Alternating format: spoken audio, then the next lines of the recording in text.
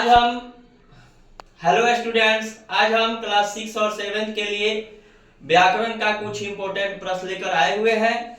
जो पहला प्रश्न है, व्याकरण किसे कहते हैं? तो व्याकरण उस शास्त्र को कहते हैं जिसको पढ़ने से हमें शुद्ध शुद्ध पढ़ना, लिखना तथा बोलना आता है। तो व्याकरण वह शास्त्र है जिसको पढ़ने से हमको शुद्ध शुद्ध पढ़ना, लिखना, बोलना, ये सारी चीजें आती हैं। अगला प्रश्न है, अक्षर किसे कहते हैं? तो मुंह से निकलने वाली अखंड ध्वनि को अक्षर कहते हैं। अगला प्रश्न है, अक्षर के कितने भेद होते हैं? तो अक्षर के दो भेद होते हैं, पहला है स्वर और दूसरा है व्यंजन। अगला प्रश्न है, स्वर किसे कहते हैं?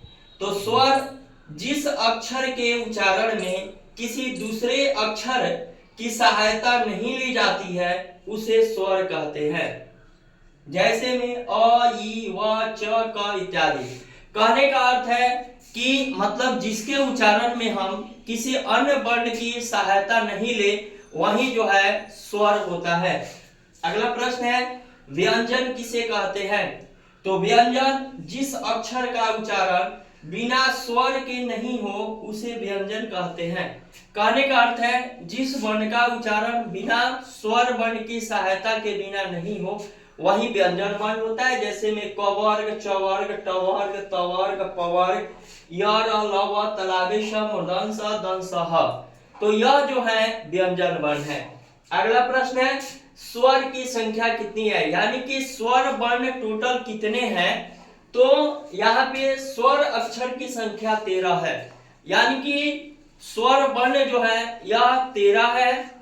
जैसे अ, आ, हर्षई, दीर्घई, हर्षव, दीर्घौ, री, लिरी, ए, ऐ, ओ, औ, ये टोटल जो है स्वर वर्ण है। अगला प्रश्न है, व्यंजन की संख्या कितनी है? तो व्यंजन अक्षर की संख्या कुल 33 है। जो व्यंजन वर्ण होते हैं यह टोटल 33 है। जैसे क वर्ग, तो क वर्ग में आपका क्या क्या चीज आएगा? तो क, ख, ग, घ, ङ, यह टोटल 5 हो गए। उसके बाद च वर्ग में च, छ, ज, झ, ञ, यह 5 हो गए। ट वर्ग, ट, ठ, ड, ढ, अड़, यह 5 हो गए। त वर्ग, त, थ, द, ध, न, यह 5 हो गए। प वर्ग, प, फ, ब, भ, म, यह भी 5 हो गए। अंतस्थ, य, र, ल, व, यह 4 हो गए। उष्ण, तलावे, श, मूर्धन, स, दं, स, ह, यह 4 हो गए। ये टोटल 33 हो गए। अगला प्रश्न है, शब्द किसे कहते हैं? तो शब्द जो है अक्षरों के समूह को शब्द कहते हैं। जैसे में नाव, पानी, हवा इत्यादि। इसमें कई सारे उदाहरण और आ सकते हैं।